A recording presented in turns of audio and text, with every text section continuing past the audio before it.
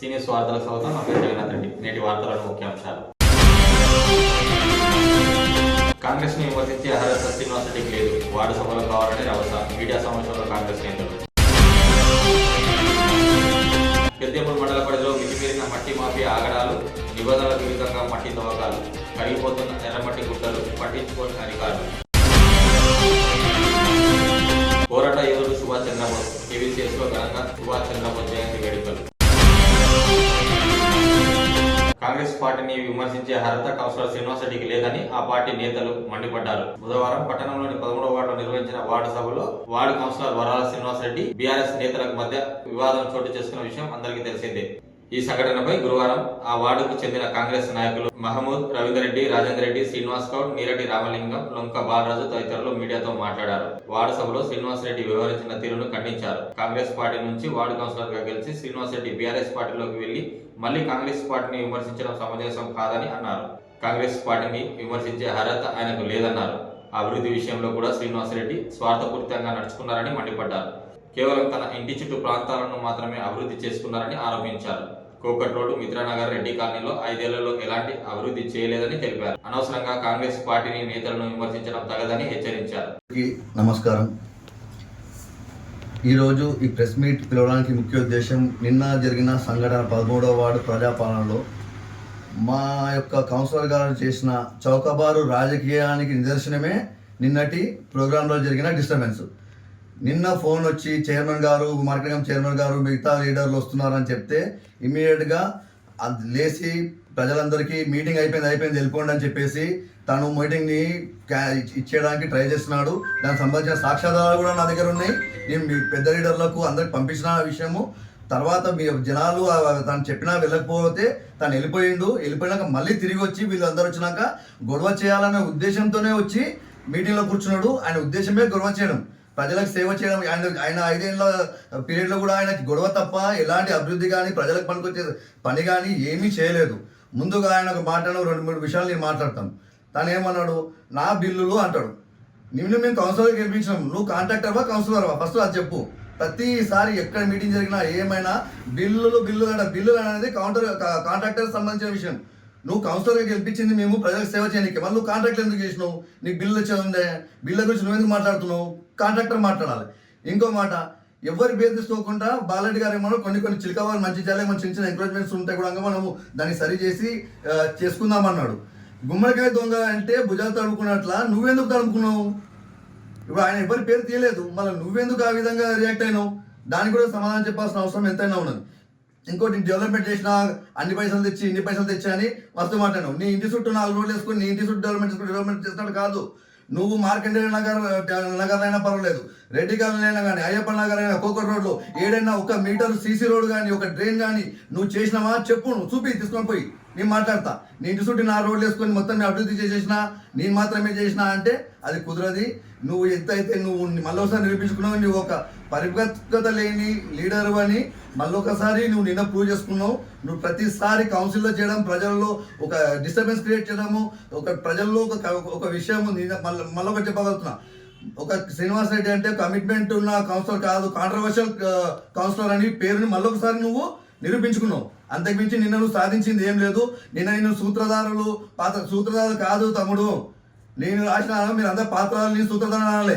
ఏం అనాలో కూడా తెలియకుండా నువ్వు పెద్ద మాట్లాడడం కాదు. ముందు ఏం మాట్లాడాలా, సబ్జెక్ట్ ఏందని నేర్చుకో. నీ సబ్జెక్ట్ తెలియకుంటే నీకంటే సీనియర్లు ఉంటారు, వాళ్ళతో పోయి నేర్చుకున్నాక నువ్వు మాట్లాడాలి. మన గల్లీకి వచ్చిన చైర్మన్ని, మార్కెట్ కమిటీ పెద్ద లీడర్లు వస్తే వాళ్ళతో మనం ఎట్లా పని తీసుకోవాలి, ఫ్యూచర్లో వాళ్ళతో మనం ఎట్లా చూసుకోవాలి అని ఇట్లా ఆలోచన ఉండాలి. కానీ ఎట్లా ఫెయిల్ చేద్దాము, ఏం చేద్దాము, ఇదే ఆలోచన. అదేమంటారు కదా, డిస్ట్రక్టింగ్ మెంటాలిటీ ఉన్నది మొత్తం. అంతే. నువ్వు ప్రజలకు పనికొచ్చే మనిషి కాదు. ఒకసారి తప్పు చేసిండ్రు వార్డు నెంబర్ 13 ప్రజలు నీకు ఓటేసి 5 ఏళ్ళు సఫర్ అయినరు. నీ నుంచి ఎటువంటి ఉపయోగం లేని పని జరిగింది మాకు 5 ఏళ్ళ. గత కాంగ్రెస్ ప్రభుత్వం వచ్చినాక మనోహరన్న గారికి ఎన్నో నాయకత్వంలో చైర్మన్ మేడం గారు మాకు అన్ని వర్క్స్ అలాట్ చేస్తే మేము 10 సార్లు మేము అందరం తిరిగినాక కూడా నువ్వు వచ్చింది ఫండ్, నేను ఒక మాట అడుగుతాను, నీకు 50 లక్షల ఫండ్ ఇస్తే నాకు వద్దు అని చెప్పేసి అన్నావు. తాండూరులో ఒక పెద్ద లీడరు నీకు మా అందరి ముందరనే ఫోన్ చేసి నువ్వు ఎందుకు వద్దన్నావు? పైసలు తీసుకోవాలి, రాజకీయాలు వేరే, ఫండ్ డెవలప్మెంట్ చేసుకోవాలి కంపల్సరీ, కావాలంటే నా ఫండ్ల కొలే కూడా ఇస్తా అని అన్నాడు. ఏ మాట అన్నాడా లేదా? నువ్వు ఎందుకు వద్దన్నావు? నువ్వు ఫండ్ మున్సిపల్ నుంచి 50 లక్షలు ఫండ్ ఇస్తే నాకు అవసరం లేదని చెప్పేసి నువ్వు ఎందుకు రిజెక్ట్ చేసినావు? నువ్వెవరు మా వార్డు ప్రజల యొక్క డబ్బులు నువ్వు ఇచ్చేయడానికి? దయచేసి వార్డు ప్రజలకు అందరికీ కూడా మనం ఏంటంటే ఈయన చేసే మిస్గైడ్లా కానీ ఈయన చేసేదానికి మన కౌన్సిలర్గా కాబోయే మాజీ కౌన్సిలర్ శ్రీనివాస్ రెడ్డి గారు చేసే విషయాలని మీరు ఎవ్వరు కూడా పట్టించుకోవద్దని మనవి చేస్తూ, ఎందుకంటే ఆయన రాజకీయం చేస్తాడు, అదేమంటారు కదా చౌకబారు రాజకీయం చేస్తారు, అంతేకాని దానివల్ల ప్రజలకు కానీ వాళ్ళ వార్డుకి కానీ ఎలాంటి ఉపయోగం లేదు. కాబట్టి ఇక ముందర ఏదున్నా కానీ ఖచ్చితంగా కాంగ్రెస్ పార్టీ ప్రజల్లో ఉండి దాని డెవలప్మెంట్ అనేది ఏందో మేమందరం కలిసికట్టుగా చేసి చూపిస్తామని మనం చేస్తూ థ్యాంక్ యూ వెరీ మచ్. మాత్రమే అయ్యప్ప నగర్కి మాత్రమే కౌన్సిలర్ అనే ఉద్దేశంతో పనులు చేయడం జరిగింది. ఈ రోజు నేను ఒక 4 years నుంచి మార్కండే కాలనీ ఉండడం జరిగింది. ఏ ఒక్క తట్టెడు మట్టి కూడా ఇక్కడ వేయడం జరగలేదు. ఒక్క సీసీ రోడ్ కూడా ఈయన పీరియడ్లో ఇప్పటి వరకు వేయలేడు.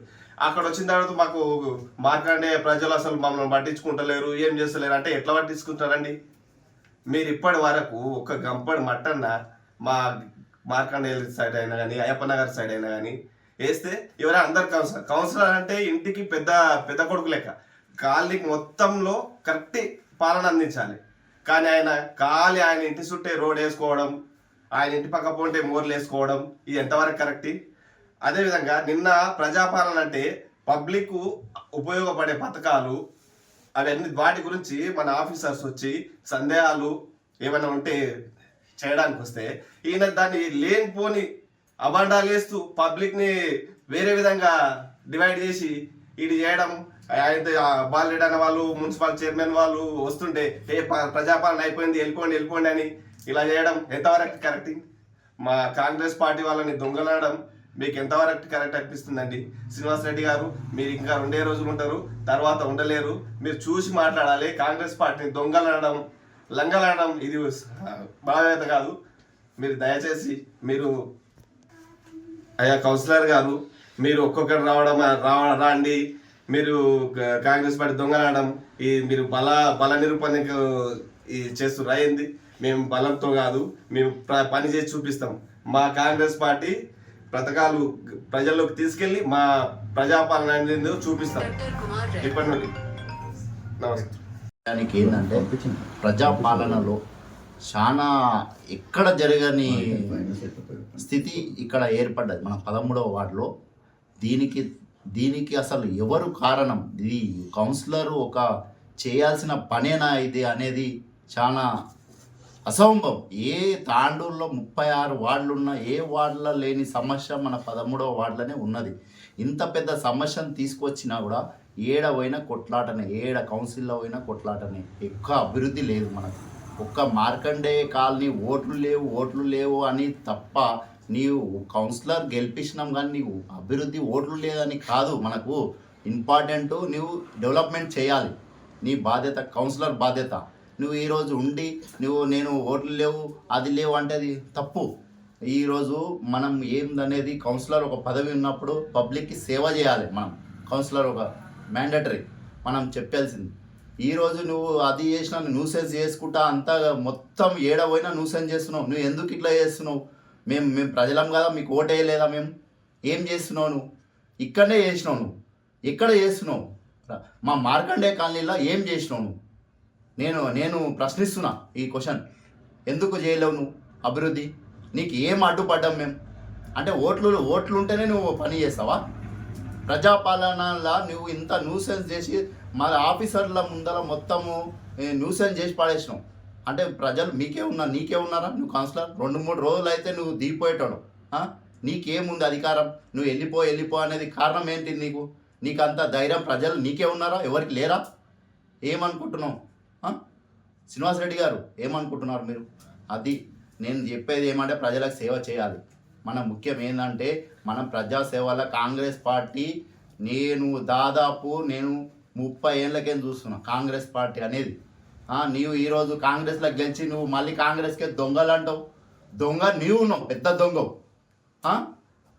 నువ్వు కాంగ్రెస్లో గెలిచి మళ్ళీ టీఆర్ఎస్లో పోయినావు. నువ్వు పెద్ద దొంగవు. మాకు ఏం చేసినావు? మాకేం చేసినావు? ఏమీ చేయలేవు. ఇది నువ్వు చాలా జాగ్రత్త ఉండాలి, నువ్వు తస్మాత్ జాగ్రత్త ఉండాలి. నువ్వు టీఆర్ఎస్ కాదు, నువ్వు టీఆర్ఎస్కు ఏమని ఉండు కానీ నువ్వు జాగ్రత్త ఉండాలి. ఎందుకంటే నేను చెప్పేది ఏంటంటే, నువ్వు అనుకుంటున్నావు రాజేందర్ రెడ్డి అది ఇది అక్కడ మార్కండే కాలనీ ఏందో చూపిస్తాం ఇప్పుడు మేము. నాకు ఒక్క రూపాయి కూడా ఇవ్వలే, మేము ఏం లేకుండా మా ఎమ్మెల్యే సారు చెప్పిండు, ఖాళీ చెప్పంగానే సీసీ రోడ్ వేసిండు, డ్రైనేజ్ వేసిండు, ఖాళీ శిలాపలకం కూడా వేయలేడు. అది మా కాంగ్రెస్ అంటే అది అభివృద్ధి. ఇక ప్రెస్ మీట్ పెట్టడం ముఖ్య ఉద్దేశం ఏంటంటే, నిన్న వార్డు వైజ్గా ప్రోగ్రాంలు నిర్వహించిన దాంట్లో డిస్టర్బెన్స్ అయినందుకు ఈరోజు ప్రత్యేకంగా మా కార్యకర్తలు అందరం కలిసి మా వార్డును ఉద్దేశించి 13వ వార్డును ఉద్దేశించి ప్రెస్ మీట్ పెట్టడం జరిగింది. అయితే నిన్న ముఖ్య ఉద్దేశం ఏంది, నిన్న రేషన్ కార్డులు, ఇందిరమ్మ ఇండ్లు లిస్ట్ వచ్చిన దాంట్లో ఆ లిస్టులో ఎవరెవరి పేర్లు వచ్చినాయి ఏందనేది అందరూ చెక్ చేసుకొని మళ్ళీ రానోళ్ళు కూడా మళ్ళీ ఇంకోసారి పెట్టుకోవాలనే దాని మీద ప్రోగ్రాం పెడితే, అట్టి ప్రోగ్రాంలో కౌన్సిలర్ అయిన మా శ్రీనివాస్ రెడ్డి 13వ వార్డు కౌన్సిలరు, ఆయన అధ్యక్షతానాలనే కౌన్సిలర్ ఉన్నాడు కాబట్టి ఆయన అధ్యక్షతానాలనే జరగడం అయింది. కాకపోతే పబ్లిక్ అందరు వచ్చినప్పుడు కౌన్సిలర్ ఉండాల్సింది అందరిని సమానంగా చూడాలి, ఒక అఫీషియల్ మీటింగ్ అది. దాని విషయంలో ఇప్పుడు బాలరెడ్డి గారు, మన market committee chairman Bala Reddy, municipal chairman గారు రావడానికి కొంచెం లేట్ అవుతుందంటే, ప్రోగ్రాము అయిపోయింది మీరు వెళ్ళిపోండి అని పబ్లిక్ని మిస్గైడ్ చేసి వాళ్ళని పంపించడం జరిగింది. ఆ విషయంలో రవేణ ఉండి మైక్ తీసుకొని, లేదా అట్లా కాదు, ఒక అర్ధ గంటలు వచ్చేస్తున్నారు వాళ్ళు, మరి మీరు ఎందుకు పంపిస్తున్నారు, అది తప్పు కదా అన్నప్పుడు, నీకు ప్రజలు మంచిగా ఉండడం ఇష్టం లేదా, అది కరెక్ట్ కాదు. ఆ విషయంలో అంతలోనే 10 నిమిషాల తర్వాత వాళ్ళు రావడం జరిగింది. వచ్చినాక ఫస్ట్ బాలరెడ్డి అని మాట్లాడాడు. బాలరెడ్డి అని ఏం మాట్లాడాడు, ఏ పార్టీ అయినా రూలింగ్లో ఉన్నప్పుడు ఖచ్చితంగా తన అభివృద్ధికి ఎంతో కొంత చెప్తుంది, ఏ సభ మీదైనా. తను మాట్లాడుతూ ఒక మాట చిల్కవా విషయం చేసిండు, అభివృద్ధి అయితే ఇంకా జరుగుతుంది మన దాంట్లో, మీరు ఎవరు అధైర్యపడొద్దని చెప్పి అని అందరికీ అనేసి ఒక మాట, అభివృద్ధి మీరు 4 సంవత్సరాలు ఏం చేసిండో తెలియదు కానీ మేము వచ్చి 1 సంవత్సరంలో, వాస్తవానికి వచ్చి 1 సంవత్సరమైంది. అదే మనోహర్ రెడ్డి గారు ఎమ్మెల్యే అయిన తర్వాత ఇప్పటికీ 50 లక్షల ఫండ్ ఈ కాలనీకి పెట్టడం జరిగింది. అది ప్రూఫ్లతో కూడా చూపిస్తాము. అయితే గత 4 సంవత్సరాల్లో మీరు ఏం చేసిరు అనేది అందరూ పబ్లిక్ చూస్తున్నారు. కానీ ఆ డెవలప్మెంట్ దృష్టిలో పెట్టుకొని ఒక్క మాట బాగాలేంటే నా చిల్కవాగు కబ్జాకు గురైంది అంటున్నారు. రేపు చిల్కవాగు కూడా పని చాలా అవుతుంది. ఆ పని చాలా అయినప్పుడు ఎవరైనా కబ్జాలో ఉన్న వాళ్ళు ఉంటే సహకరించండి, మీ వార్డుకు మంచి అవకాశం ఉంది, ఇప్పుడు నీళ్ళ తాకిడి తగ్గుతుందని చెప్పి అని ఒక మాట బాలెడ్ అని అనడం వల్ల తన చేతిలో మైకు తీసుకొని ఇష్టావలిగా మాట్లాడాడు. సరే, తను ఒక మాట అన్నాడు, దానికి రాజకీయ సభ కాదని చెప్పి అన్నాడు. మరి నువ్వు ఎట్లా రాజకీయాలు మాట్లాడినావు? నువ్వు దానికి మైక్ తీసుకొని రాజకీయ సభ కాదు, ఇది రాజకీయాలు మాట్లాడవు, అఫీషియల్ ప్రోగ్రామ్ అని నువ్వు డైరెక్ట్ అనేది ఉండే. నువ్వు ఎట్లా మాట్లాడినావు? నీ ఇష్టం వచ్చినట్టు మాట్లాడి అన్ని నేను డెవలప్మెంట్ చేసిన ఏడ డెవలప్మెంట్ చేసినావు నువ్వు? అంతమంది అక్కడ ఆఫీసర్లు ఉన్నారు, అంత మా లీడర్లు ఉన్నారు, మేము మాతో అనలేక శాత కాదనే. కానీ అక్కడ పబ్లిక్ డిస్టర్బెన్స్ కాకూడదని చెప్పి అని మేమందరం సాదృశ్యంగా ఉన్నాము. మీరు దయచేసి ఇవి మీకు ఎక్కడ పోయినా కూడా మీకు కావాల్సింది ఈ న్యూసెన్స్. అయితే పబ్లిక్ మంచి గురించి అందరు ఆఫీసర్లు వచ్చినప్పుడు, లీడర్లు వచ్చినప్పుడు వాళ్ళతోనే పని తీసుకునేది పెట్టేసి నువ్వు వాళ్ళని విమర్శించి కాంగ్రెస్ వాళ్ళని టార్గెట్ చేసి మాట్లాడుతున్నావు. కాంగ్రెస్ వాళ్ళు దొంగలు అన్నావు. ఏ విధంగా అన్నావు? కాంగ్రెస్లో గెలవలేను, నీకు ఇచ్చింది కాంగ్రెస్ టికెట్ ఇస్తే కాంగ్రెస్లో గెలిచి నువ్వు ఇక్కడ వచ్చినావు. ఈరోజు కాంగ్రెస్ వాళ్ళు దొంగలైనరా? మర్యాదగా ఆ మాట నువ్వు వెనుకకి తీసుకోవాలి శ్రీనివాస్ రెడ్డి గారు. దయచేసి ఈ మాట, మీరు కాంగ్రెస్ దొంగలని ఎట్లా అన్నావు, ఏ విధంగా అన్నావు, నీకు ఏదన్నా వ్యక్తిగత కక్షలు ఉంటే అది మీరు చూసుకోండి, కానీ పార్టీని విమర్శించి మాట్లాడడం తగదది. మీకు ఖచ్చితంగా ఈ మాట నువ్వు వాపసు తీసుకోవాలని మా కాంగ్రెస్ కార్యకర్తల డిమాండ్. నమస్తే. ఈరోజు వార్డ్ నెంబర్ 13లో నిన్న జరిగిన విచారకరమైన, ఎవ్వరు అసలు ఇట్లా చేస్తారని అనుకోలేము. అయితే దీని లెక్క ప్రకారము శ్రీనివాస్ రెడ్డి గత 10 సంవత్సరాల నుండి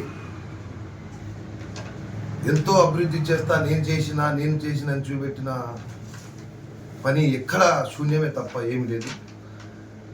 ఆయన వచ్చి ఇంత మాట్లాడి మందిని ఎల్లగొట్టి ఇట్లా చేసి ఏదన్నా న్యాయం కౌన్సిలర్ చేసే పని అది మీకు తెలియాలి.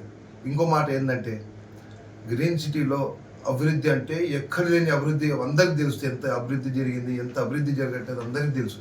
కానీ నేను అయ్యా చెప్తున్నా, 1,70,00,000 పెట్టి మీరు చిలకవాగుని అభివృద్ధి చేసిరు, చిలకవాగులు పని చేసినారు అని అంటున్నారు కదా.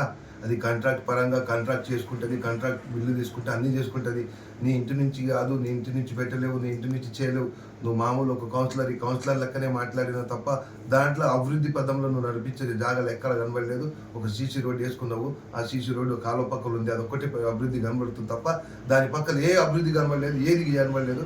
ఇంకోటి నేనేమంటున్నా, కాంగ్రెస్ వాళ్ళు లుచ్చాలు రంగాలు కాదు, నువ్వు కూడా కాంగ్రెస్ పార్టీలో ఉండి కాంగ్రెస్ పార్టీలో గెలిచి కాంగ్రెస్ పార్టీ మీద నేను ఇట్లా మాట్లాడడం మంచిది కాదు. ఇంకో మాట నేనేమంటున్నా అంటే, కాంగ్రెస్ దొంగలైతే నువ్వు ఫస్ట్ దొంగ, దాని లోపల నువ్వు నిలబడతావు అని చెప్తున్నా. ఎందుకంటే మేము కాంగ్రెస్ కార్యకర్తలు అందరూ కాంగ్రెస్ పార్టీ ఓట్లు వేసి నీకు గెలిపించి కౌన్సిలర్ చేసినాం, గ్రీన్ సిటీకి అభివృద్ధి చేస్తాం అని చెప్పి చేసి చూపెట్టాను తప్ప ఈ రోజు కాంగ్రెస్ పార్టీని ఉండి కాంగ్రెస్ పార్టీకి దొంగలు అంటున్నావు కాబట్టి అట్లా చెప్పుకోవడం మానేసుకోవాలి. అభివృద్ధిని ముందర నడిపి ప్రతి ఒక్కరికి అండదండగా ఉండాలి తప్ప కాంగ్రెస్ పార్టీని విమర్శించి కాంగ్రెస్ పార్టీ కార్యకర్తలు విమర్శించి మాట్లాడడం నీకు మంచిది కాదు. ఈ రోజు మేము అందరూ ముఖ్యంగా నీకు ఏంటంటే, మేము చెప్పే విధానం, నువ్వు 4 రోజులు అయితే ఖతమైపోతావు, 4 రోజులని మన కౌన్సిలర్ అది అయిపోతుంది. ఇప్పుడు నేనేమంటున్నా అంటే, అభివృద్ధి ముందు నుంచి జరపలేము. ఇప్పుడు నువ్వు చేయని పని మేము చేసి ఇప్పుడు తాండూరుని ప్రగతి పదంలో చూపెడుతున్నాం. ఇదే కాదు, ఇంకో ముందర కూడా ఇంకా చాలా పెద్ద మంచి పనులు చేసుకుంటూ పోతాం. కానీ నువ్వు ఇట్లా విమర్శించడం మానుకో. ప్రతి ఒక్కడు నేనేమంటున్నా, కాంగ్రెస్ పార్టీని విమర్శించే బదులు ఫస్ట్ తన కోసం తను మాట్లాడుకొని, తన గురించి తను మాట్లాడాలి తప్ప కాంగ్రెస్ పార్టీని విమర్శించుదని చెప్పుకుంటూ వస్తే. వికారాబాద్ జిల్లా తాండూరు నియోజకవర్గం పెద్దేమూరు మండలం పరిధిలో మట్టి మాఫియా ఆగడాలు మితిమీరిపోతున్నాయి. మండల పరిధిలోని గాజీపూర్ గ్రామ శివారులో సర్వే నంబర్ 142 ప్రభుత్వ భూమిలో మట్టి మాఫియా ఇష్టారాజ్యంగా తవ్వకాలు చేపడుతున్నారు. నిబంధనలకు విరుద్ధంగా ఎప్పుడు పడితే అప్పుడు సమయం సందర్భం లేకుండా మట్టి మాఫియా ఎర్రమట్టి గుట్టలను తోడేస్తున్నారు. అధికారుల పర్యవేక్షణ లేకపోవడంతో మట్టి మాఫియా ఆగడాలు మితిమీరిపోతున్నాయంటూ పలువురు విమర్శలు గుప్పిస్తున్నారు. అధికార పార్టీ నేతల అండదండలతో అక్రమార్కులు ఇష్టారాజ్యంగా వ్యవహరిస్తున్నారంటూ ఆరోపిస్తున్నారు. ఇప్పటికైనా అధికారులు స్పందించి మట్టి మాఫియాను అరికట్టాలని, అక్రమంగా మట్టి తవ్వకాలు చేపడుతున్న జేసీబీతో పాటు మట్టి తరలిస్తున్న వాహనాలను సీజ్ చేయాలని డిమాండ్ చేస్తున్నారు.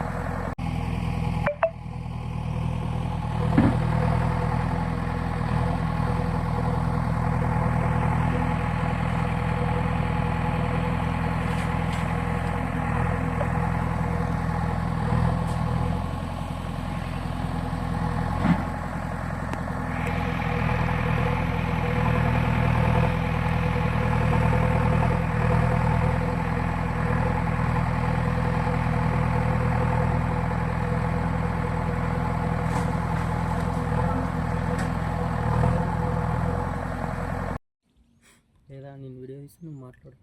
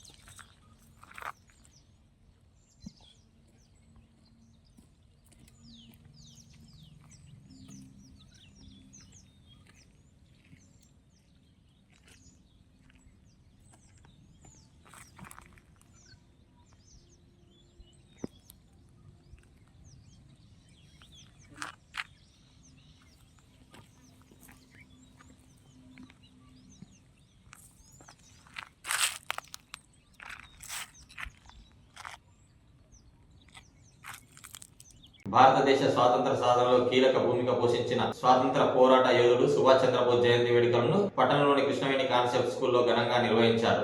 పాఠశాల ప్రధానోపాధ్యాయులు ప్రశాంత్, డైరెక్టర్ సతీష్ ఆధ్వర్యంలో వేడుకలను ఘనంగా జరుపుకున్నారు. సోమవారం పాఠశాలలో విద్యార్థులు సుభాష్ చంద్రబోస్ వేషధారణలో వివిధ సాంస్కృతిక కార్యక్రమాలు నిర్వహించారు.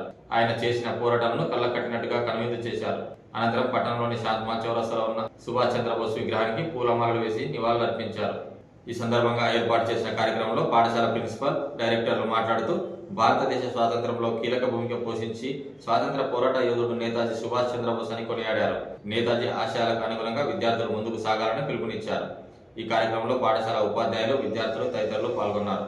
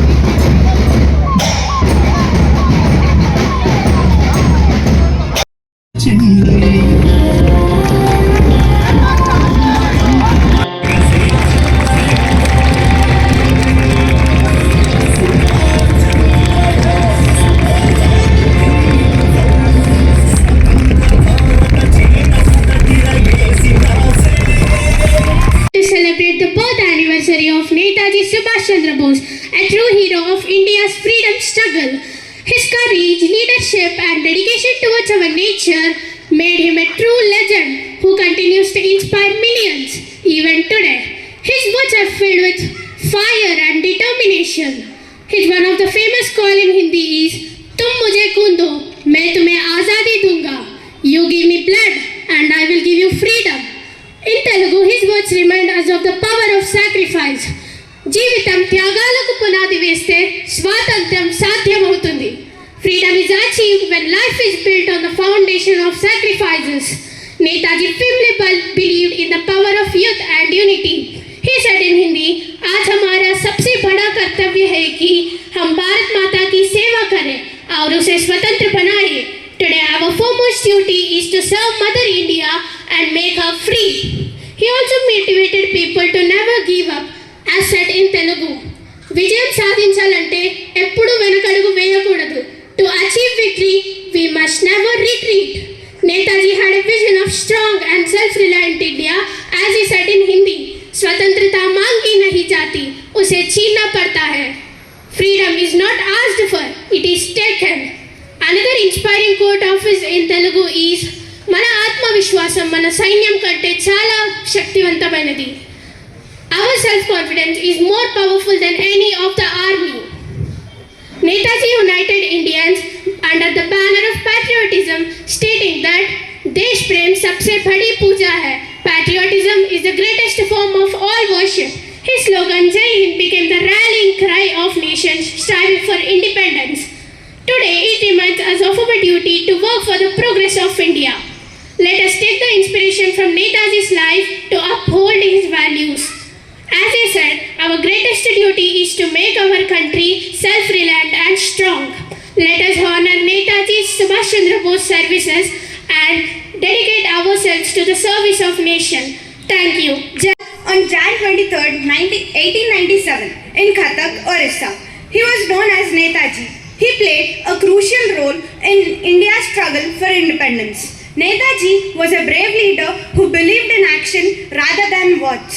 He formed the Indian National Army (INA) to fight against British rule. His famous slogan, "Give me blood and I will give you freedom," inspired many to join the fight for freedom. Subhash Chandra Bose showed us the importance of courage, determination and love for the country.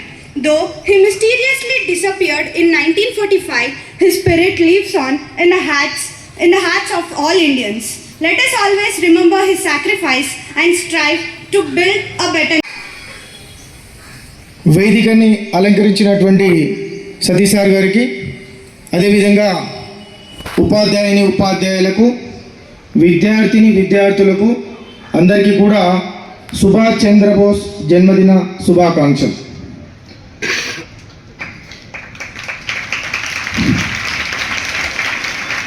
Subhash Chandrabose భారత స్వతంత్ర సమర యోధుడు, సాయుధ పోరాట యోధుడు. ఒకవైపు గాంధీజీ మొదలైన నాయకులందరూ అహింసావాదంతోనే స్వరాజ్యం సిద్ధిస్తుందని నమ్మి పోరాటం సాగిస్తే, బోస్ మాత్రం సాయుధ పోరాటం ద్వారా ఆంగ్లేయులను దేశం నుంచి తరిమి కొట్టవచ్చునని నమ్మి అది ఆచరణలో పెట్టిన వాడు సుభాష్ చంద్రబోస్. ఇతని మరణం ఇప్పటికీ ఒక రహస్యంగా మిగిలిపోయింది అంటారు పెద్దలు.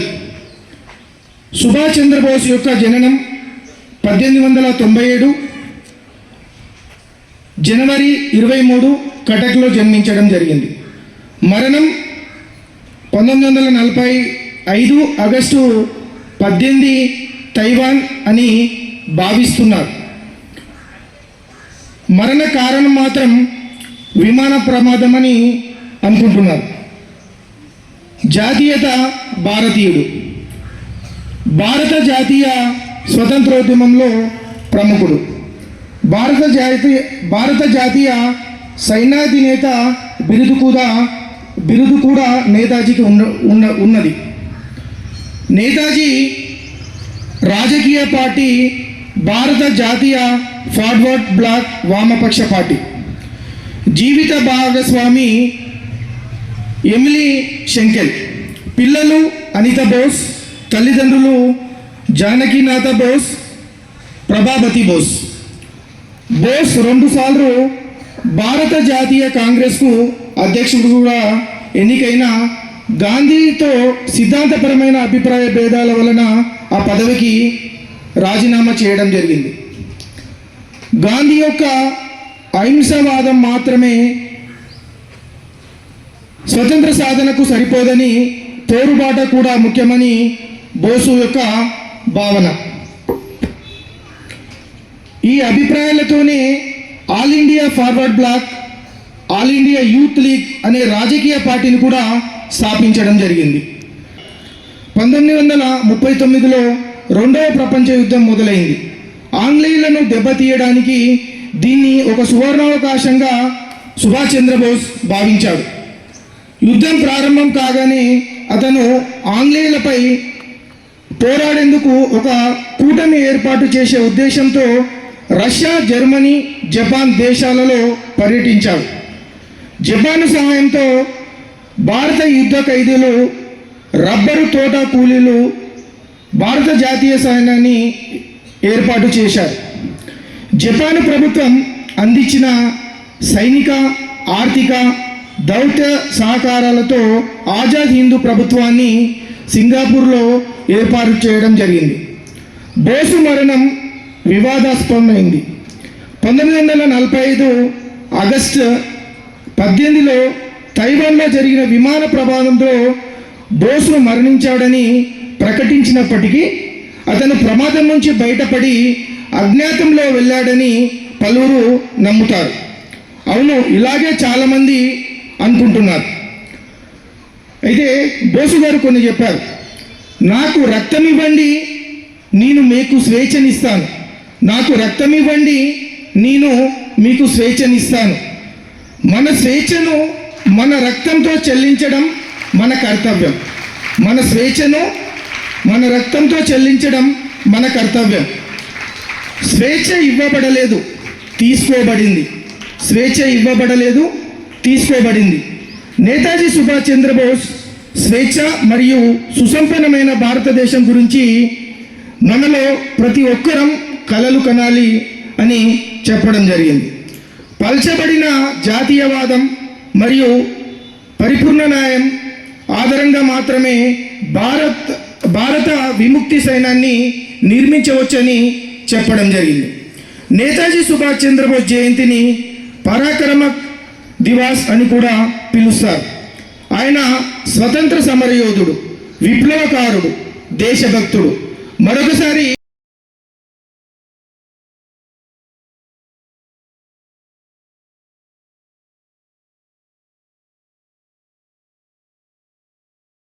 నేటి వార్తలు ఇంతటితో సమాప్తం. తిరిగి వచ్చే మళ్ళీ కలుద్దాం. అంతవరకు సెలవు. నమస్కారం.